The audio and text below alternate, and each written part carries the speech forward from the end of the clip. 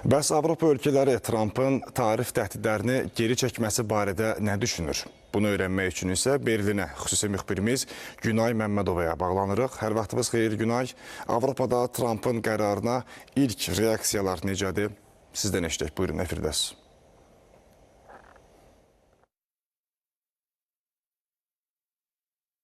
Bəli, Avropa rəsmiləri bildirirlər ki, Donald Trumpın Qreenlandiyanı dəstəkləyən ölkələrə qarşı tariflər tətbiq etmək təhdidindən qəfil geri çəkilməsinə baxmayaraq, ciddi problemlər hələ də qalmaqdadır. Məsələn, Amerikanın Qreenlandiya istəyi kimi.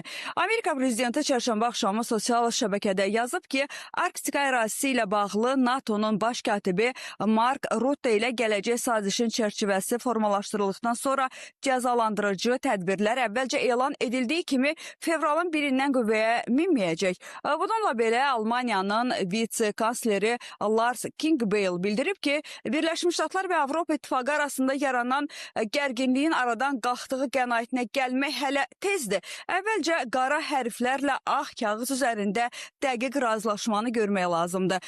Və onun fikrincə Trumpın mövqeyini dəyişməsinə əsas səbəb Qreenlandiyanın muxtar ərazi kimi tərkibində olduğu Danimarkanın Avropadakı müttəfiqlərinin birlikdə verdiyi reaksiya oldu.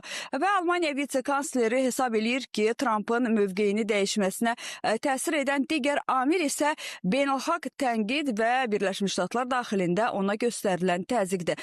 Son günlər aparılan danışıqlarda birbaşa iştirak edən Avropa İttifaqı rəsmilərindən biri isə deyir ki, bunu möhtəşəm xəbər adlandırmağa skeptik yanaşmalıyıq və biz həyatımızı və ölkələrimizi sosial şəbəkə paylaşımlarına əsaslanaraq idarə edə bilmərik.